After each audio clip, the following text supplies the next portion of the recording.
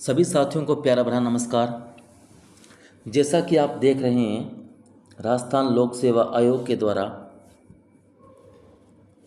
भर्ती को जारी कर दिया गया। फर्स्ट ग्रेड की प्राध्यापक भर्ती व कोच की जो भर्ती है उसको जारी कर दिया गया है। लगभग इसके अंदर 2200 के आसपास पद है। जिसे आप देखें, हिंदी के 350, इंग्लिश के 325, संस्कृत के 64,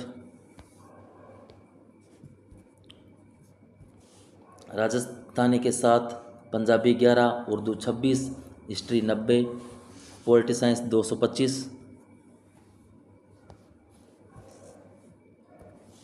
geography 210, economy 35, sociology 16, home science 16, chemistry 36,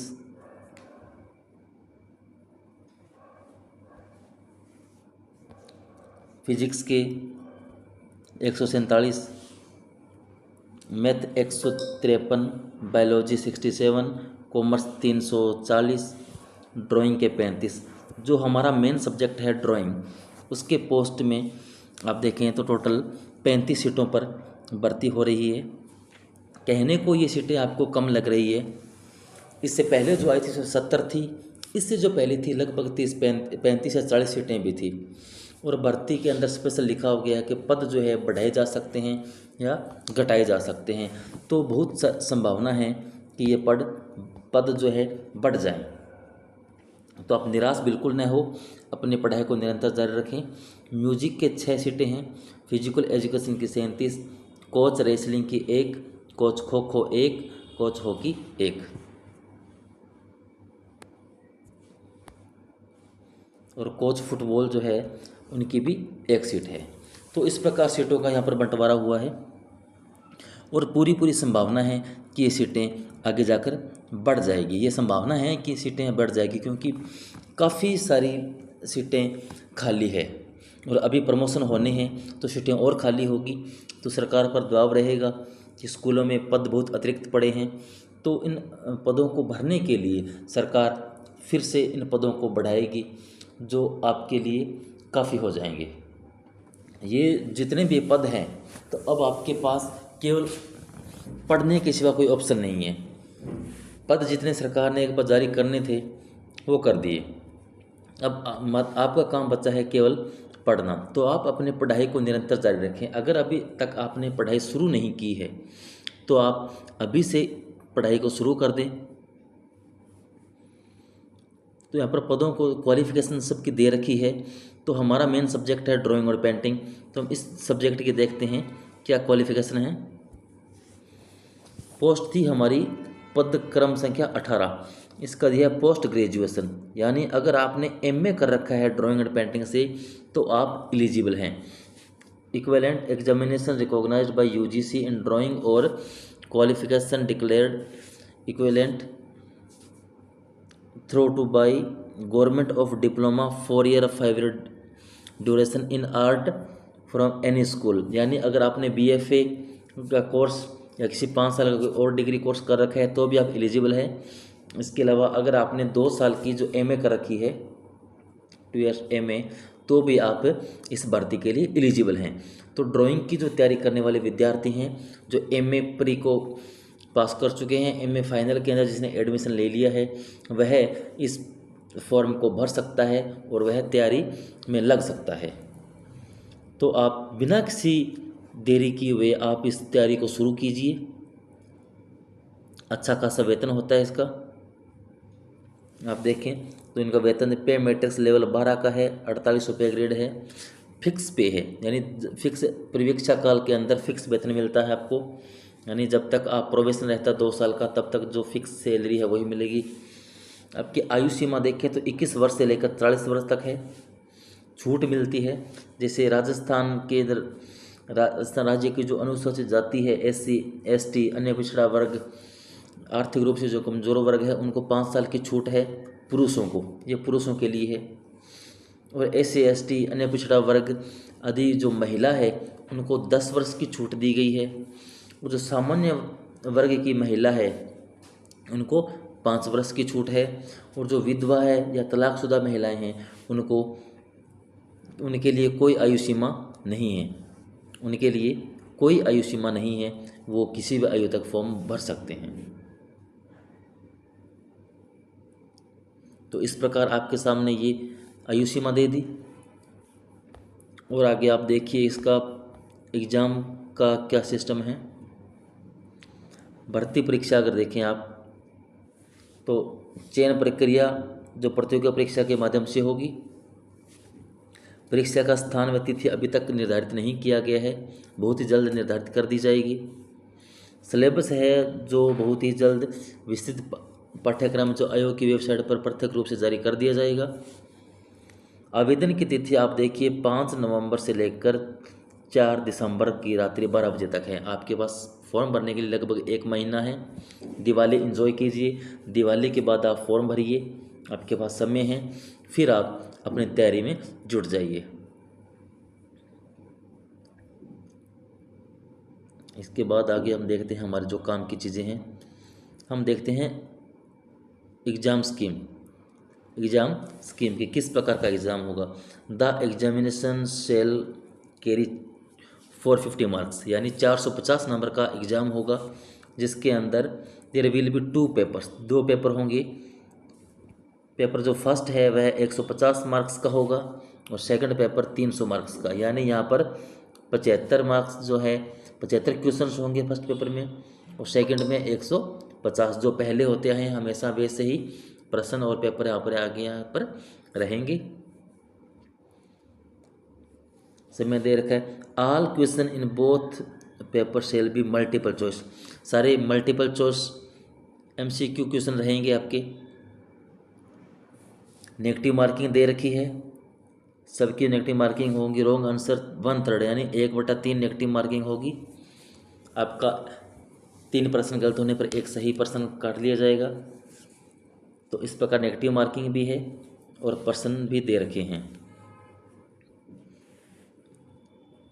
और सबसे बड़ी बात जो एक चिंता रहती है कि 40% क्राइटेरिया था या नहीं था, है नहीं है, तो यहाँ पर स्पष्ट दे रखा है the minimum qualifying mark etch paper shall be 40%, यानी आपको दोनों पेपर में आपका GK प्लस सब्जेक्ट जो है दोनों में 40% नंबर आपको लाने पड़ेंगे। 40% दोनों पेपर के अंदर 40% नंबर आपको लाने होंगे।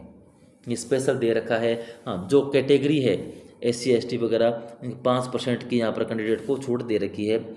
शेड्यूल कास्ट SC और ST को 5% की यहाँ पर छूट दे रखी है, वो आपको यहाँ पर मिल जाएगी। अन्य सभी और बाकी जो सभी है OBC या जनरल्स के लिए 40% नंबर लाने अनिवार्य है दोनों पेपर में, एक पेपर में नहीं, दोनों पेपर में लाने अनिवार्य है।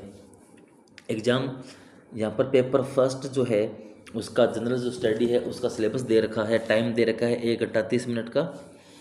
इसके अंदर हिस्ट्री है, history of Rajasthan and Indian history with special emphasis of Indian national movement, यानी भारतीय राष्ट्रीय आंदोलन के साथ में राजस्थान व भारत का इतिहास पूछा जाएगा। मेंटल एबिलिटी टेस्ट होगा, स्टैटिक्स है, मैथमेटिक्स है। इसके अलावा लैंग्वेज के अंदर आपके हिंदी और इंग्लिश भी शामिल है, करंट अफेयर भी है, जनरल साइंस भी है, इंडियन पॉलिटी है, वह ज्योग्राफी और राजस्थान भी दे रखी है। एजुकेशन साइकोलॉजी, यानी जिसकी चर्चा पहले भी एक बार कर दिया था कि फर्स्ट ग्रेड के अंदर हम जो साइकोलॉजी हमेशा सब्जेक्ट के पेपर के साथ में आती थी, सेकंड पेपर के साथ आती थी, उसको वहाँ से हटाकर इसमें फर्स्ट पेपर में शामिल करने की बात की थी। वो इस विज्ञप्ति में इन्होंने शामिल भी कर दिया है कि जो एजुकेशन जो साइकोलॉजी है वह फर्स्ट पेपर में आपके GK में रहेगी। इसके साथ में एजुकेशन मैनेजमेंट जो है वह भी यहाँ रहेगा।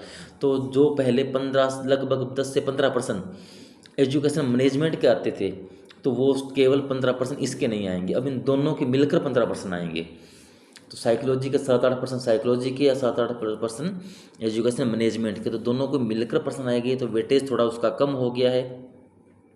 साइकोलॉजी के करीबन 30% सब्जेक्ट में आते थे, वो भी कम हो जाएंगे, 5-7% इसके बच्चे हैं, 5-7 इसके, लगभग 5 से 10% जो आने हैं वो दोनों को मिलाकर आएंगे साइकोलॉजी प्लस मैनेजमेंट के। तो आप इस हिसाब से इनकी तैयारी जारी रखें। इसमें देखा सब्जेक्ट में क्या दे रखा है। सब्जेक्ट है knowledge of subject senior secondary level, यानी आपको सीनियर सेकेंडरी लेवल 12वीं तक लेवल का नॉलेज होना चाहिए। इसके बाद ग्रेजुएशन लेवल यानी बीए का लेवल, बीए के लेवल का नॉलेज होना चाहिए। पोस्ट ग्रेजुएशन लेवल एमए का लेवल का नॉलेज भी आपको होना चाहिए। इसके अलावा पेडागोजी है, teaching learning material use computer information technology and teaching learning, यानी जो कंप्यूटर के पोर्शन होता है, कंप्यूटर वाला पार्ट है, और जो पेडागोजी है शिक्षण अभिक्षमता व अभिरुचि, वो वाला जो पार्ट है वो आपका सेकंड पेपर के अंदर भी शामिल रहेगा। यानी जो पहले सेकंड पेपर के अंदर एजुकेशन में वो जो अपना एजुकेशन साइकोलॉजी थी, इसके साथ में पेडागोजी और जो कंप्यूटर वगैरह जो था वो सेकंड पेपर में था, लेकिन जो कंप्यूटर है और पेडागोजी है उसको तो पेपर सेकंड में रखा है, उस साइकोलॉजी को निकाल कर पेपर फर्स्ट में डाल दिया है। तो ये चीज़ें आप ध्यान में रखें।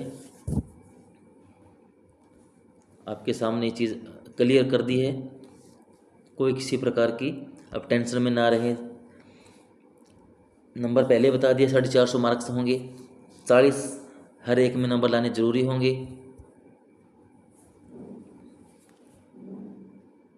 ये जो पोस्ट कोच है, कोच उनके लिए भी ये चीज़ सेम दे रखी है। तो ये था आपके लिए, ये कोच है उनके लिए दे रखा है, उनको नेशनल अवार्ड वगैरह मिलते हैं स्पोर्ट्स वालों को, तो उनके मार्क्स दिए जाएंगे।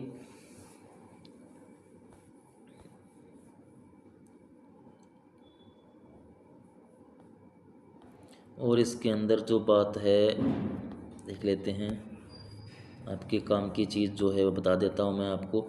फॉर्म ऑनलाइन भरा जाएगा, और जो वन टाइम रजिस्ट्रेशन जो OTR हुआ था, अगर उनका पहले हो चुका है तो आपको पोर्टल पर OTR नंबर डालना है और आपका फॉर्म भरा जाएगा उससे, तो वो आप पता कर लें। तो इस प्रकार ये विस्तृत विज्ञप्ति जारी कर दी है आपको। अगर आप इस बात से उदास होते हैं कि पद कम हैं, तो केवल उदास बैठे रहने से आपके हाथ से भर्ती निकल जाएगी। तो आपके हाथ में भर्ती के लिए जो पद हैं वह आपके लिए काफ़ी हैं, तो आप अपनी स्ट्रेटजी बनाएं, रणनीति बनाएं, वह उसके साथ पढ़ाई अभी से शुरू कर दें। जब जैसे ही भर्ती आएगी, जैसे ही भर्ती के संभावना होगी कि इनकी और पद बढ़ाए जाएं तो बढ़ा दिए जाएंगे, तब तक आपके पास समय इतना है कि आप इनको तैयारी करते रहें। मान के चलें आपके पास 7-8 महीने आराम से तैयारी करने के लिए मिल जाएंगे।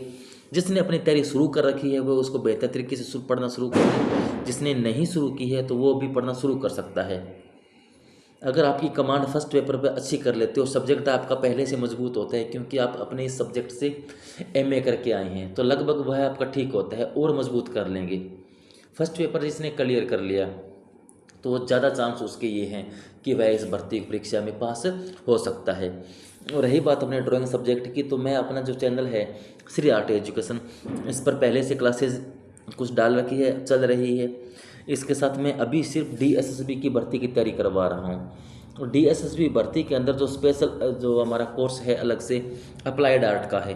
अप्लाइड आर्ट की जैसे ही क्लास ख़त्म होगी तो हम वापस से हमारी RPSC की जो फर्स्ट ग्रेड की भर्ती है उसके ऊपर आ जाएंगे, और DSSB व RPSC दोनों के एक साथ में ही तैयारी शुरू हो जाएगी।